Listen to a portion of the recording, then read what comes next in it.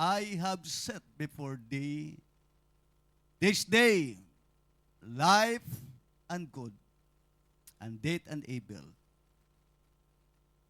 In that I command thee this day to love the Lord thy God, to walk in his ways, and to keep his commandments, and his statutes, and his judgments, that thou mayest live and multiply.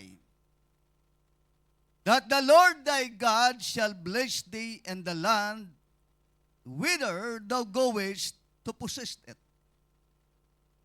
But look verse 17. But if thine heart turn away, so that thou wilt not hear.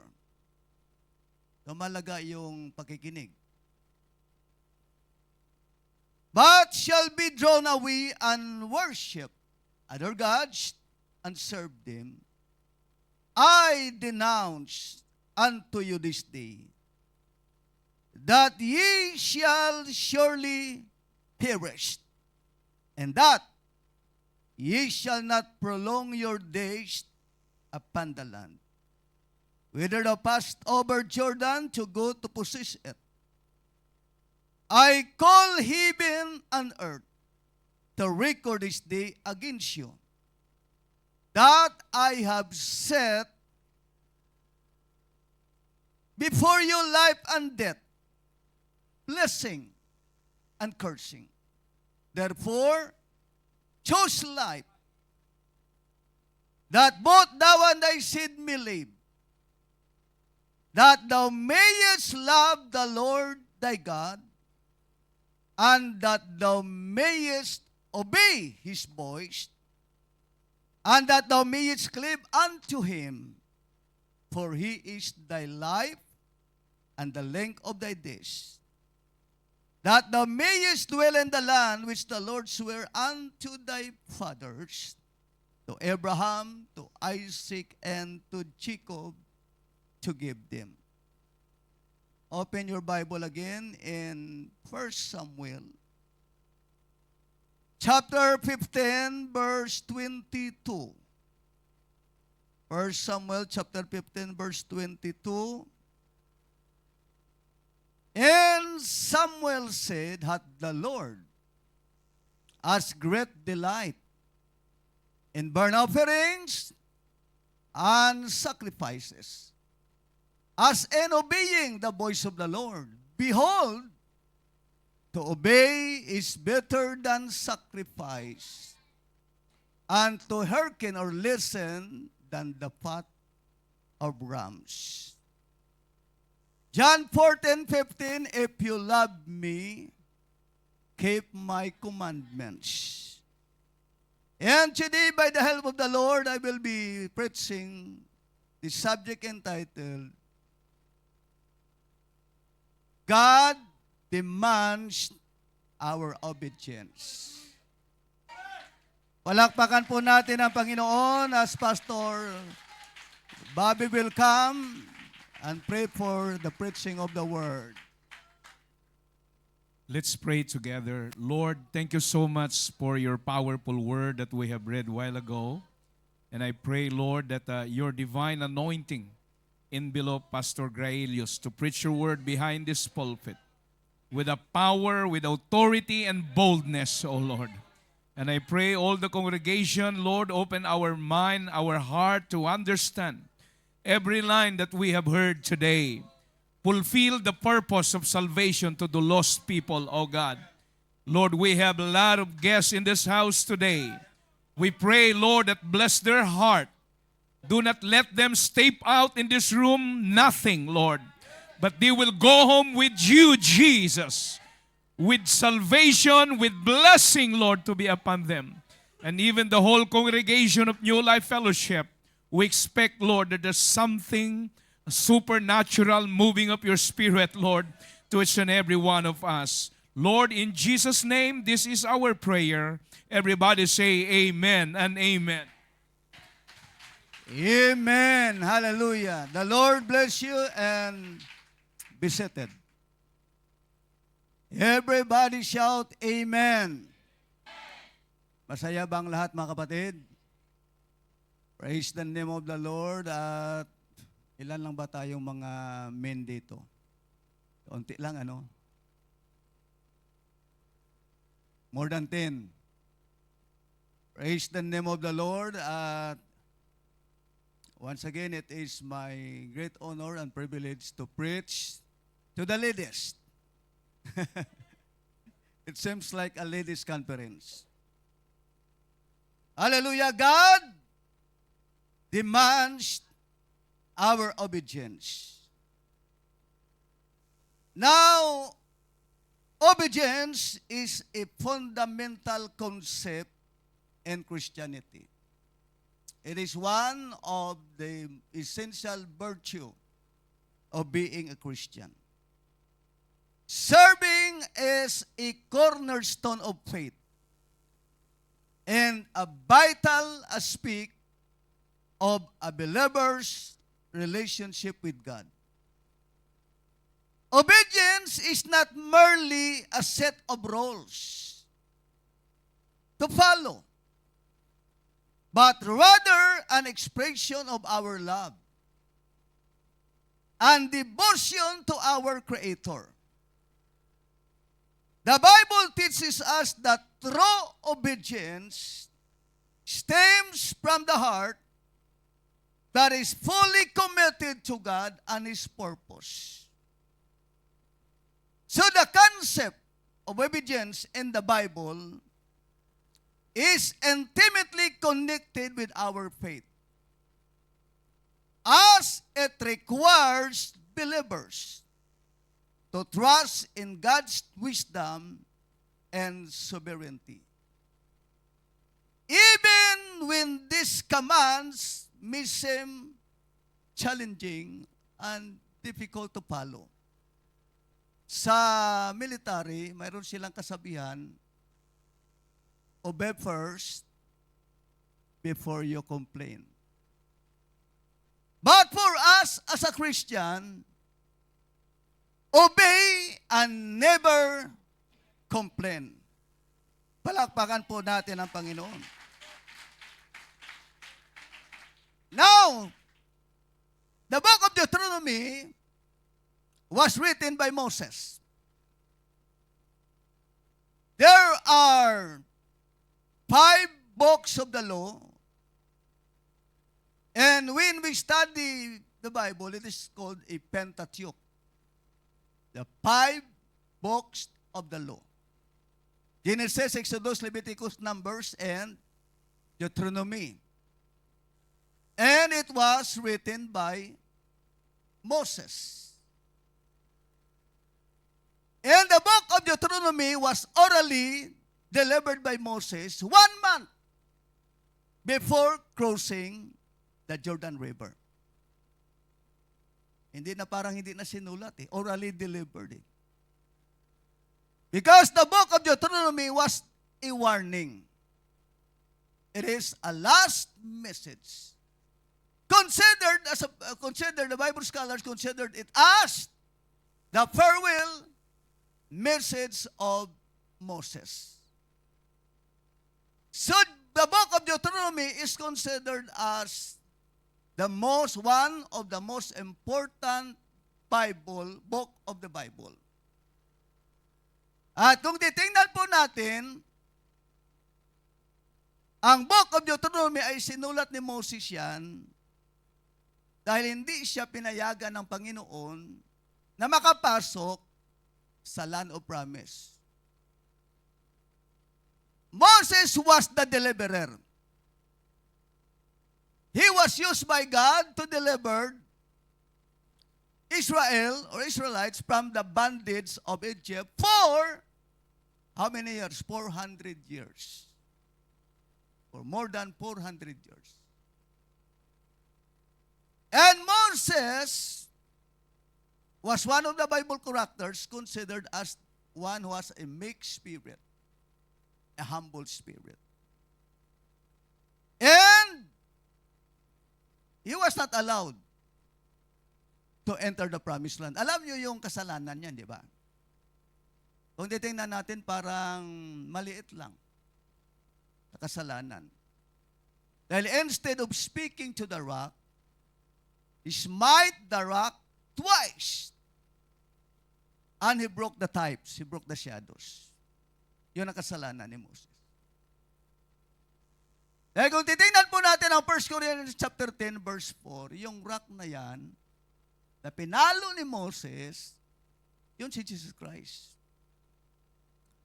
The rock that followed him in the wilderness was no other than the Lord Jesus Christ. Yung Theophany of God. Manifestation of God. So makikita po natin na si Moses ay ginamit ng Panginoon. He lived until the final year. 40 years silang magkakapatid. Moses, Miriam, and Aaron. Namatay si Aaron, namatay si Miriam on the final year. At last na namatay si Moses at the age of 120 years old. He climbed up the top of Pisgah at hindi na siya inalaw ng Panginoon na bumaba. At the age of 120, sino bang gusto magkaroon ng edad na sa ganyan? 120, okay lang sa inyo, 120? Ha? Sino ba pinakamatanda dito? 120?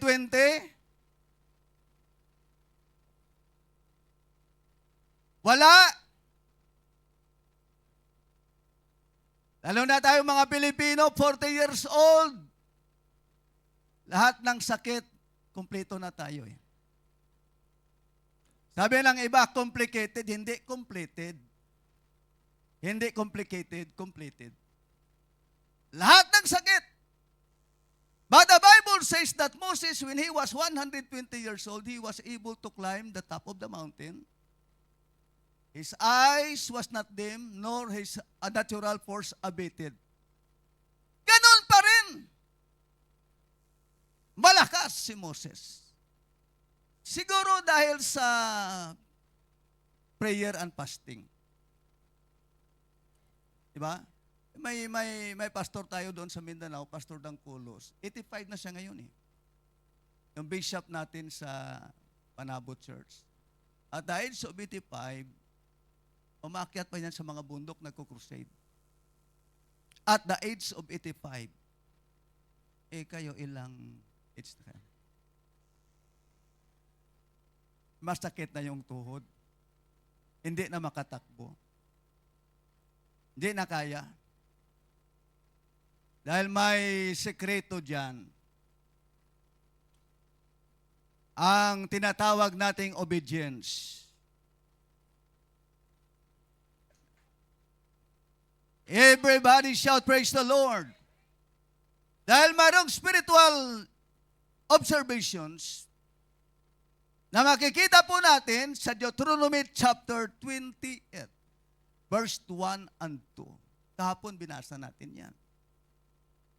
Deuteronomy chapter 28, verse 1 and 2, and it shall come to pass if thou shalt hearken diligently unto the voice of the Lord our God to observe, yung tingnan yun, and to do. To observe and to do. All His commandments which I command thee this day, that the Lord thy God will set thee on high above all the nations of the earth. Hindi po tayo sa buntot. We need to be a leader. High above all the nations of the earth. Verse 2. Titingnan po natin yung verse 2. And all these blessings shall come on day and overtake it. Overtake thee. If thou shalt hearken unto the voice of the Lord your God.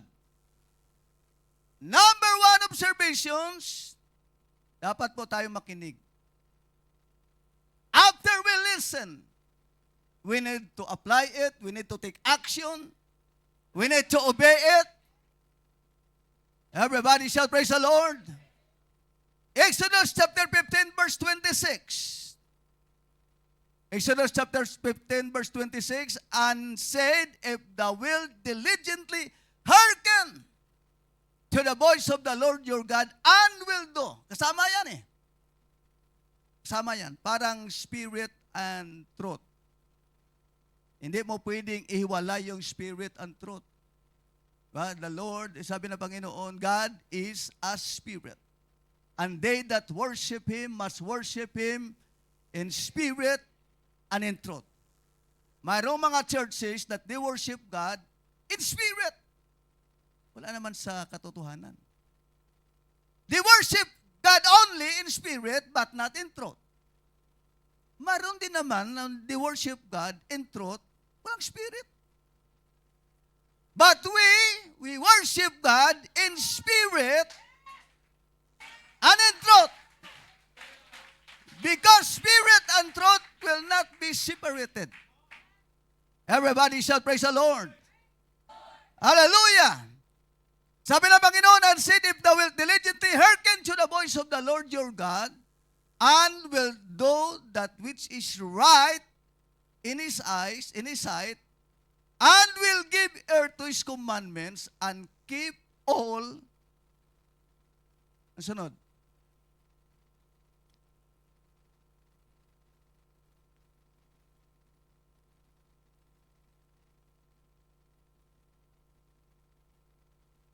and I will put none of these diseases upon thee.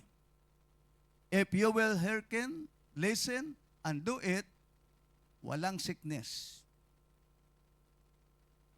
Gusto ba ninyo magkaroon ng physical breakthrough? Everybody shall praise the Lord. I will put none of these diseases upon thee, which I have brought upon the Egyptians, for I am the Lord that healeth thee. Jehovah Rapha. I am the Lord that healeth thee. Alam niyo mga kapatid, God always delights in our obedience. He always delights in our obedience. Genesis chapter 22 verse 15 to 16. Tingnan natin yung story ni Abraham. Paano niya sinunod ang Panginoon? Genesis chapter 22 verse 15 to 16. Amen. Mababasa po natin dyan. Genesis chapter 15. Chapter 22. Book of Genesis, and said, by myself have I sworn, saith the Lord, for because thou hast done this thing, I will not withhold thy son, thine only son. Yun ang sinabi ng Panginoon. Genesis chapter 15 verse 16. Taba natin dyan. 22, 15 muna, 15. Balik natin, 15. Okay? Genesis 22:15. Ang sinabi ng Panginoon. And the angel of the Lord called Abraham out of heaven the second time. Pangalawang bisis na yan eh. Abraham was the only man who was called the friend of God. And the Lord gave him all the blessings to Abraham. At makikita po natin that God always delights in our obedience. And obedience is the secret of all miracles. Pag walang obedience, walang milagro. Because all miracles always starts in our obedience. Palakpakan po natin ang Panginoon. Hallelujah! Marami po sa atin na gusto ng himala, gusto ng milagro, lahat blessings. Pero hindi natin alam ang pinakasekreto. You need to obey first the Lord.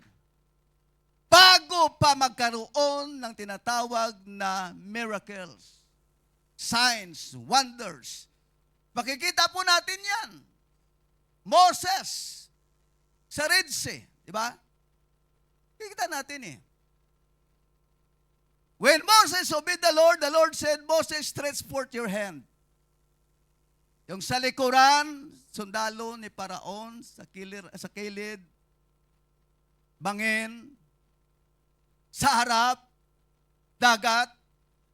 But when Moses obeyed the commandment of the Lord, then miracle takes place.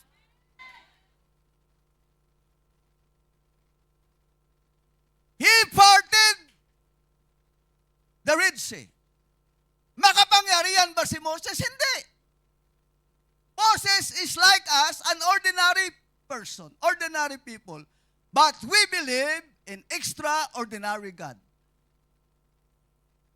If we follow, if we obey the Lord, because we know that God can able to perform miracle.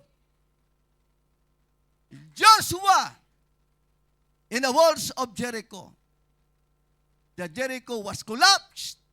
Not because Joshua was powerful. No, he's not. Obedience. Dahil bago nangyari yung himala, yung pag-collapse ng walls of Jericho, mayroong commandment that every day, bawat araw, you need to march once every day.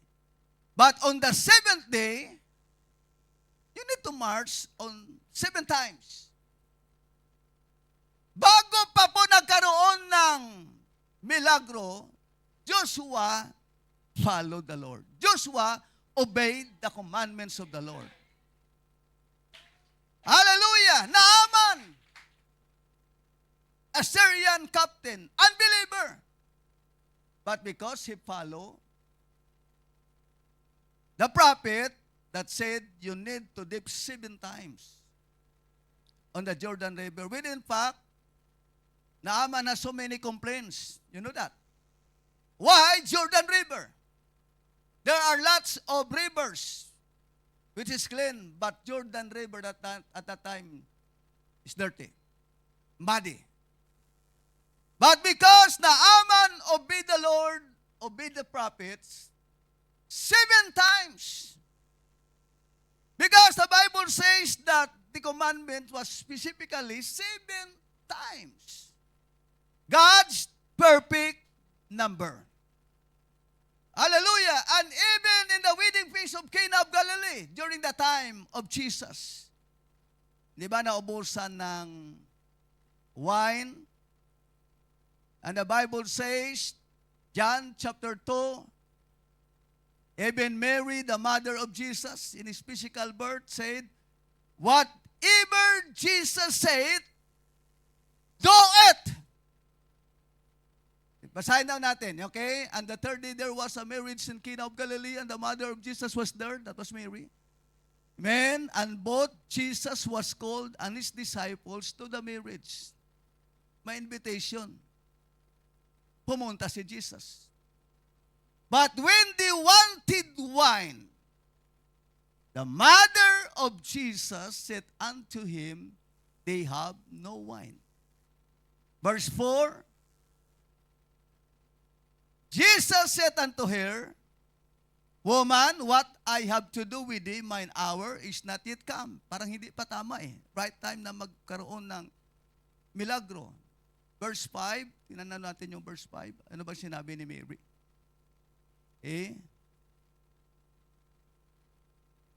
His mother, yan. His mother said unto the servants, whatsoever he saith unto you, do it.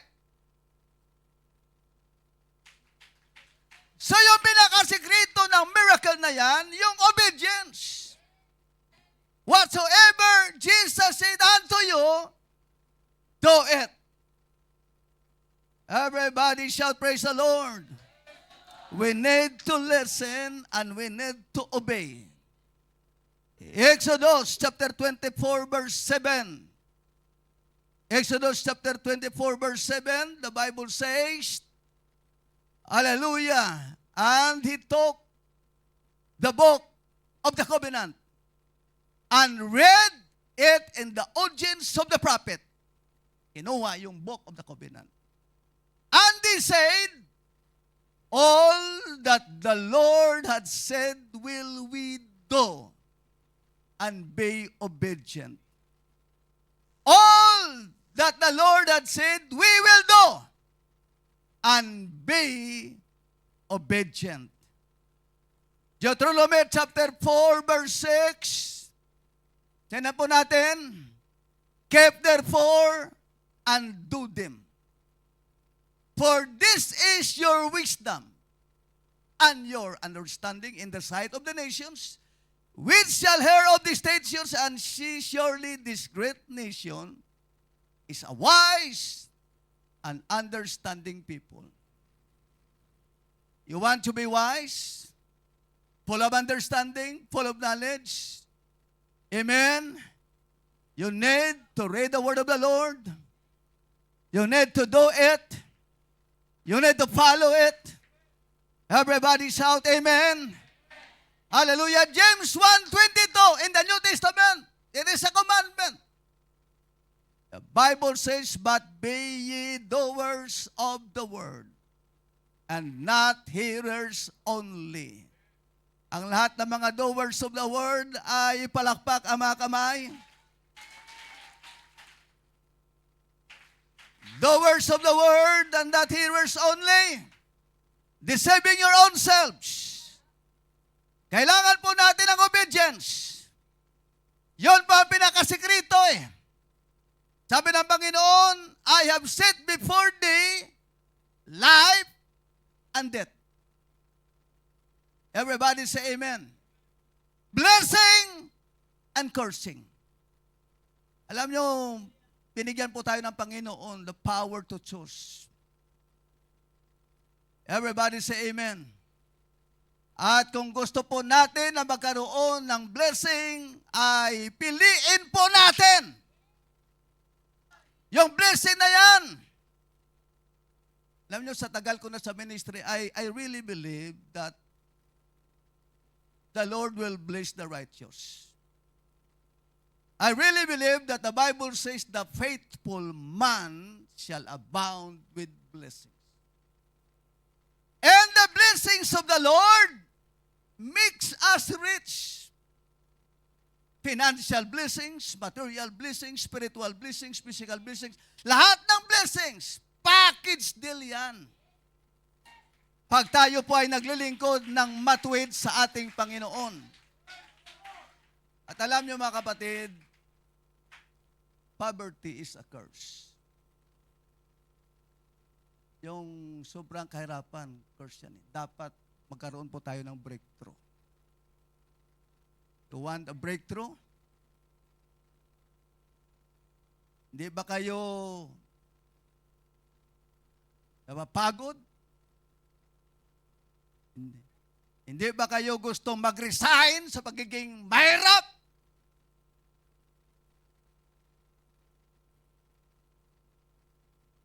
Dapat mag-resign na kayo.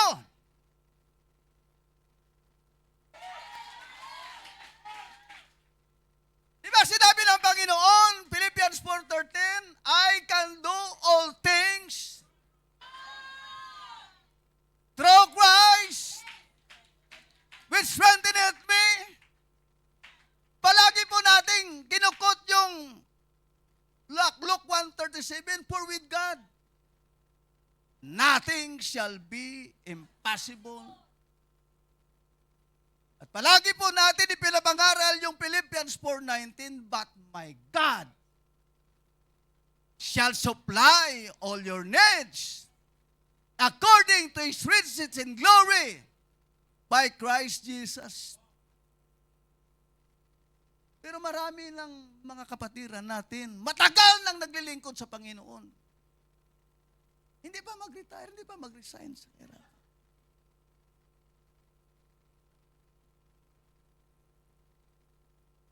Dahil hindi nyo na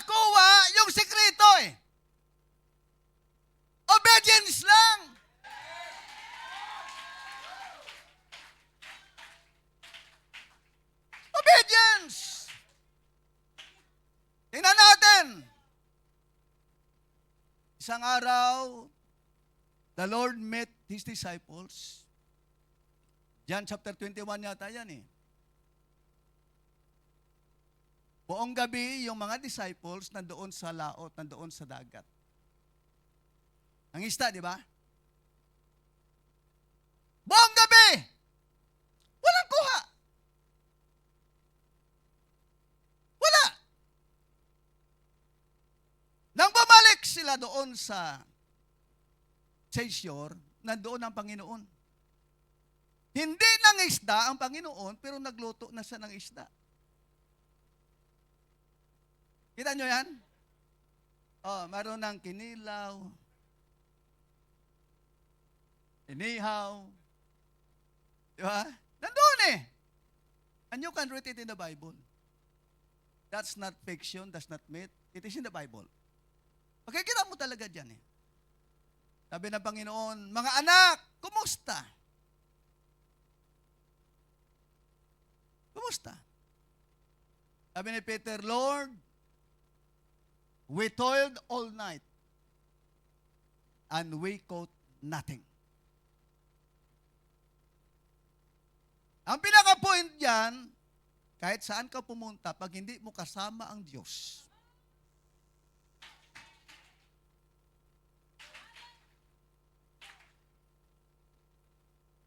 basta hindi mo kasama, hindi mo partner ang Panginoon, ubusin mo ang lahat ng iyong oras. Wala kang mapapala. Buong gabi, expert na fisherman. Dahil bago po sila tinawag ng Panginoon, nasa dagat na sila eh. Diba? Sabi ng Panginoon, okay, lay down your nets. Lay down your nets. At that time, cast your nets. At that time, nasa 9 o'clock in the morning. At nasa tabing dagat. Buong gabi, nasa laot, at ang magandang pangisda, panghuli ng isda, sa gabi. Yun, umaga, 9 o'clock in the morning. At nasa seashore, nasa tabing dagat lang. Ano mang makukuha mo doon? Butiti. Ugaong. Ano makukuha mo? Kaya yung reason ni Peter, valid. Pinapanginoon, we toiled all night. And we caught nothing. Pero hindi po nagtapos diyan. Dahil sabi ni Peter, nevertheless, at thy word, I will lay down the nets. Nevertheless, Panginoon, kahit wala po kaming kuha buong gabi, but according to your word. Everybody shout, praise the Lord. Nevertheless, at thy word, I will lay down the nets. At ano nakuha? Halos malunod yung bangka. Punong-puno ng isda. Saan ang galing? Obedience. Everybody say amen. Saan ang galing? Piniprepare na yan ng Panginoon. Piniprepare ng Panginoon. Dahil sa paglilingkod sa Panginoon, you are going to always expect beyond your expectation. Yung something happen pa, beyond your expectation. Maamis ka if you will obey the voice of the Lord your God. Hallelujah! Why obedience is important to our God? Number one, it shows that we love God. Number two, it shows that we trust our God. And number three, it shows that we submit ourselves before the Lord. Palakpakan po natin ang Panginoon. Now, what are the ingredients that pleases God? Number one, God is pleased when we cheerfully and willingly obey. Yung hindi reklamador. Pero kahit magreklamo, basta sunod lang, okay din. Ang mahirap dyan, hindi ka nga nagreklamo, hindi ka naman sumunod. Mas okay pa kung minsan na reklamo ng reklamo, pero sunod pa rin ang sunod.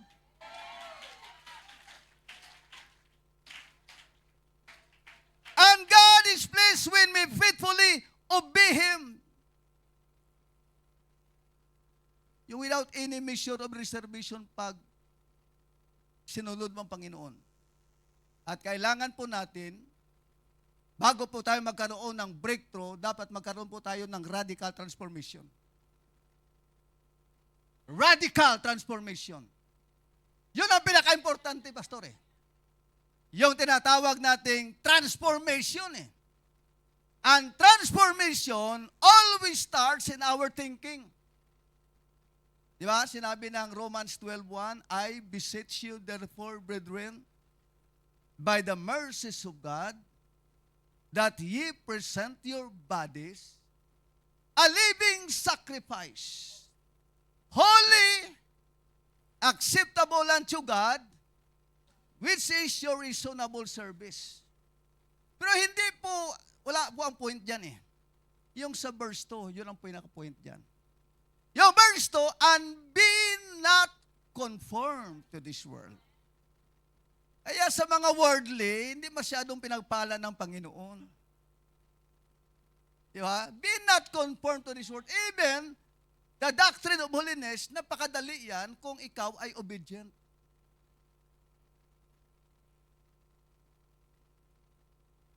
Di ba? Tignan natin, and be not conformed to this world, but be ye transformed by the renewing of your mind. Yung transformation, nag-starts po sa mind. Dapat i-change po natin ang ating mindset. Hindi lang po kayo nandito sa Hong Kong to work. Beyond that, mayroong mission, mayroong kayong mandate. Everybody shout, praise the Lord. Because of souls. Amen. Be ye transformed by the renewing of your mind. For what a man thinketh in his heart, so is he. Number 1, transformation of your thinking. Tanggalin nyo yung negative attitude. Tanggalin nyo yung spirit of poverty. Tanggalin nyo yung yung mentality nyo na mahirap. Tanggalin nyo yan. Sabi ko nga kahapon, if we want to dream big, di ba? Sabi ko kahapon. Dahil kung minsan tayo Pilipino, panaginip lang, kuripot pa rin tayo eh. Panaginip na nga, yung maliliit na bagay. Dapat malaki. Wala namang bayad dyan eh.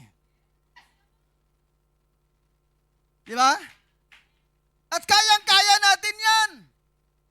Yun ang sinabi na Apostle Paul sa Ephesians 3:20. Now, unto him who is able to do exceedingly abundantly above all that we ask or think according to the power that worketh in us. Kayang-kaya natin yan. Everybody shout, praise the Lord. Hallelujah! At sa huling mga araw na ito ay dapat, sinabi ko kanina, na magkaroon po tayo ng radical transformation. At ang pinakasekreto dyan ay yung radical obedience. Alam nyo, yun din ang minsan close din ni Abraham. Alam nyo kung bakit? Genesis chapter 12, tinawag siya ng Panginoon. Get thee out from thy country. So lumabas nga eh. Lumabas siya. Yon ang utos ng Panginoon. Get thee out from thy country. Pero yung pangalawa, tingnan nyo, and from thy kindred. And from thy father's house, unto a land that I will shew thee. Yung unang kautusan ng Panginoon, get thee out from thy country, lumabas. Yung pangalawa, hindi niya sinunod. Get thee out from thy kindred, dinala niya si Lot.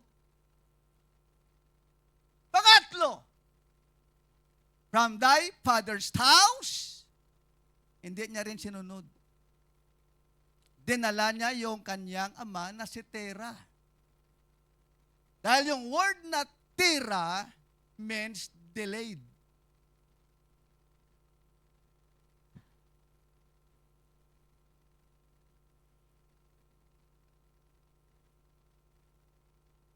Kung minsan, yung promise ng Panginoon nandyan na, tayo ang nagiging hadlang.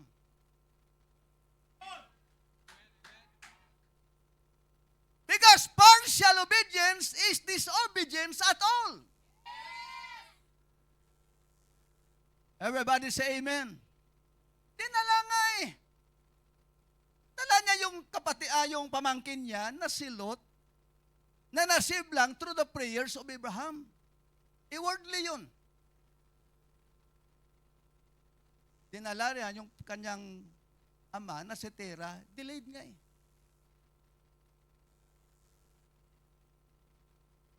So, nang sinabi ng Panginoon, Abraham, magkaroon ka ng descendant, tingnan mo yung bituin.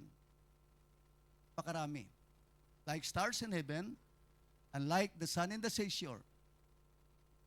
But because Abraham did not fully obey the Lord, it takes 25 years to fulfill the promise. 25 years. Dahil si Abraham, hindi po siya masyado. Dahil si Tera po ay may sakit. So nandun lang siya palagi sa kanyang ama for the past years. Kailan siya naka-move on, naka-go forward, nang namatay si Tera. So dapat yung mga hadlang, patayin nyo na.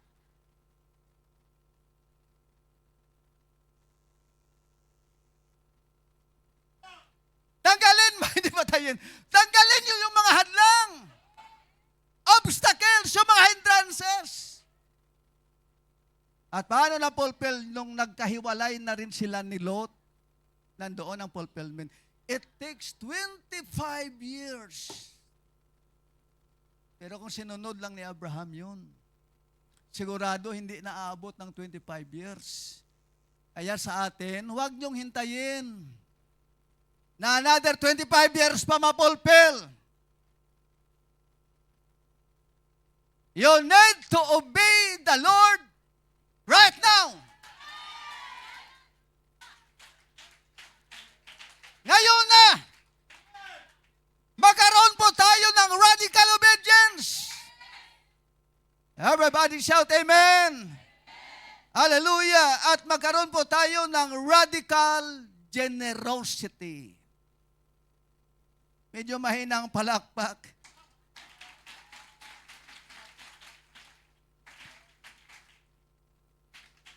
Because most of us know what it means by generous. The dictionary defines it as a liberal giving, open-handed, and marked by abundance. So radical generosity is a must for our breakthrough. Alam nyo yan?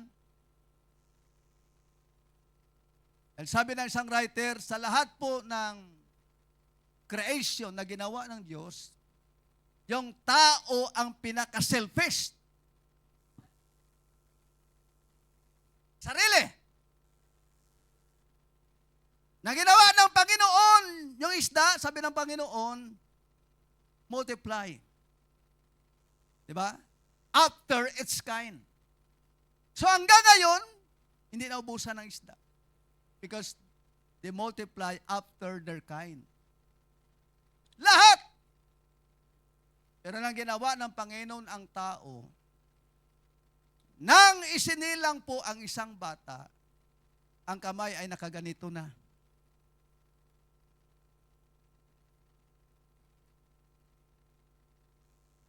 Nakakita ba kayo ng bata na isinilang na ganon? Wala!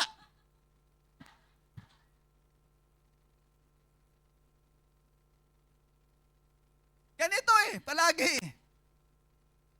Pinaka-selfish ang tao. Pero pag ang tao ay patay na, ganun din lahat.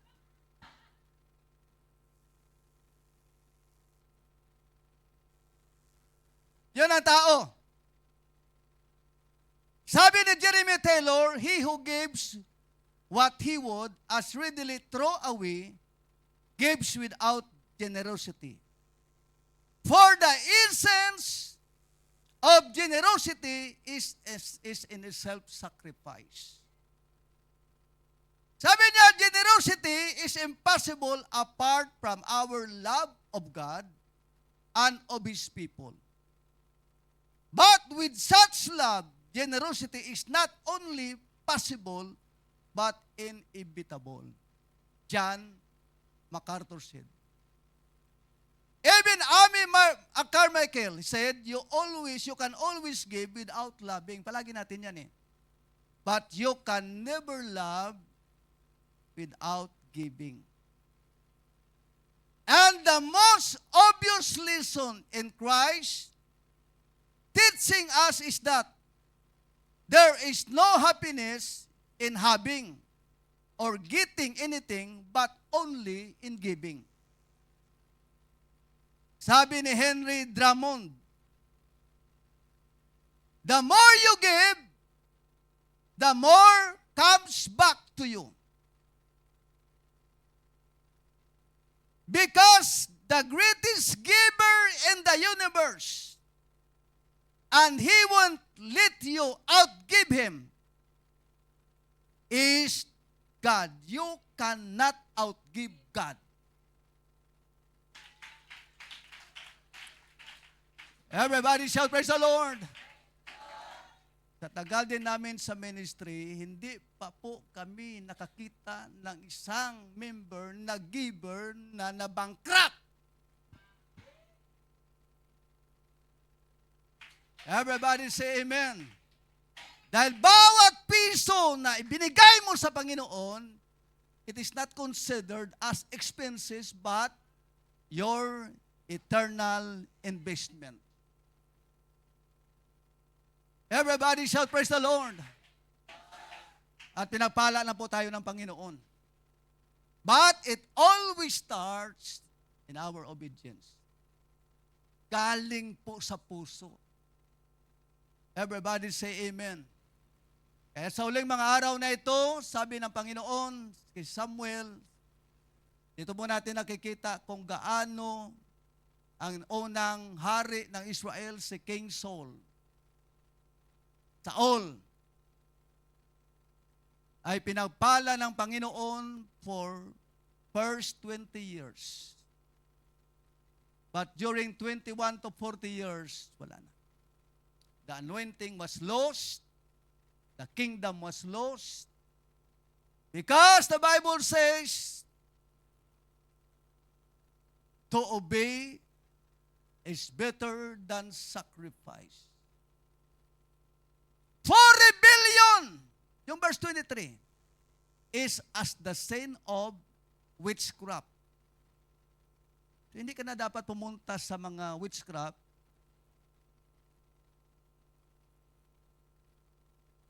Hindi na. Hindi mo lang sundin ang Panginoon, katulad na yan ng witchcraft. Rebellion is as the sin of witchcraft. And stubbornness is as iniquity as idolatry. So hindi na dapat pagsamba pa tayo sa mga idols. Magiging stubborn ka lang. Natumbas na yan ng idolatry. As iniquity as idolatry. Rebellion is the sin as the sin of witchcraft. For rebellion is as the sin of witchcraft. And stubbornness is as iniquity and idolatry. Apat na description nakikita po natin sa Bible. Yung negative description ng Israel na tinatawag ng Panginoon palagi yung rebellion. Pangalawa, yung disobedience. Then, sabi ng Panginoon, yung mga Israel na hindi sumunod sa Panginoon, tinawag ng Panginoon, stiff-necked people. Nakita na ba kayo ng taong stiff-neck? Stiff-neck?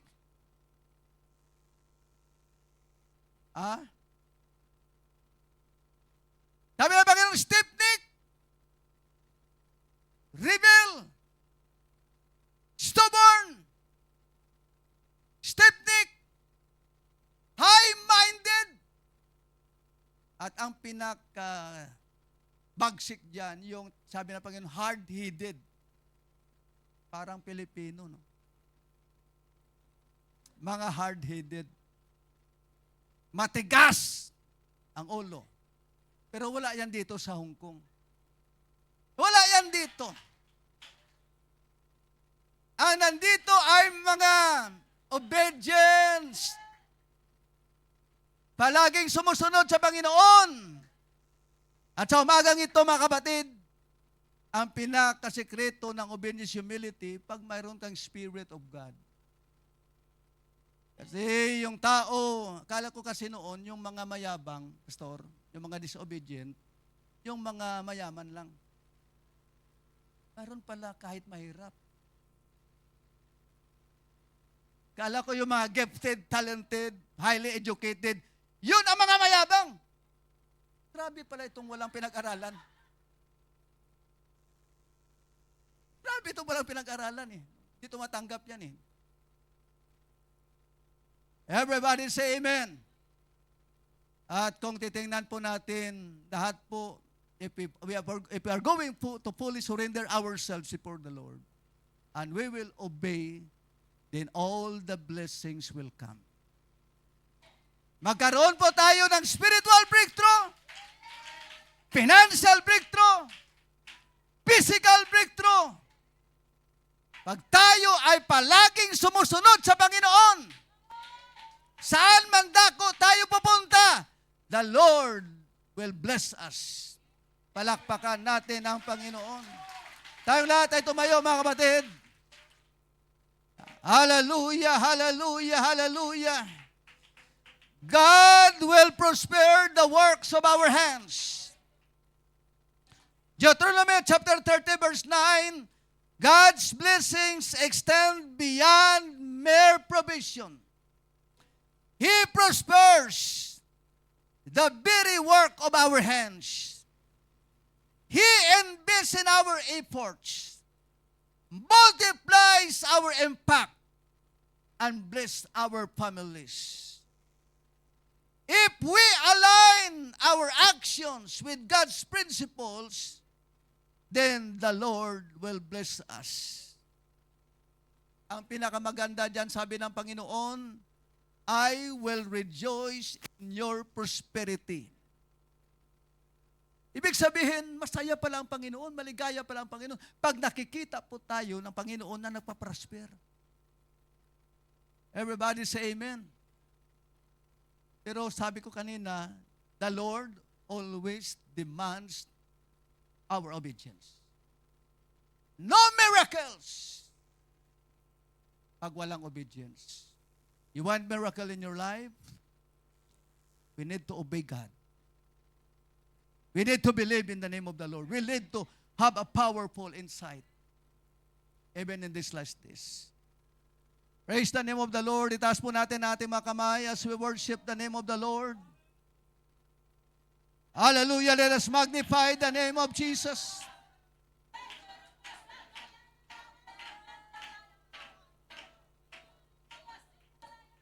Hallelujah!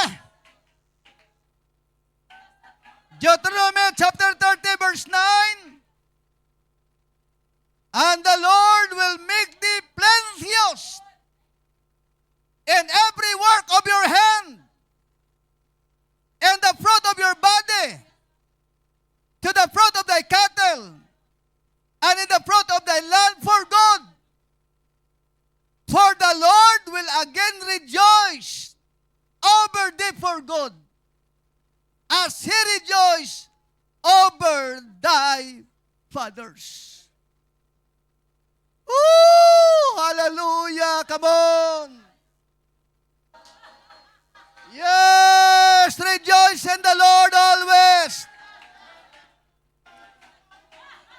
And again I say, rejoice. Woo! Come on! Praise the name of the Lord. Sige mga kapatid.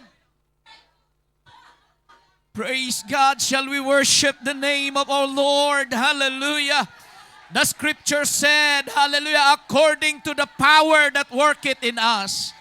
All these blessings that the preacher mentioned, hallelujah, can only be possible according to the power that worketh in us. According to the Holy Spirit that is inside of us. I think this is the right time for the church, hallelujah, to come into the presence of the Lord. Hallelujah, and surrender ourselves and ask the Lord, Lord, I need your Spirit.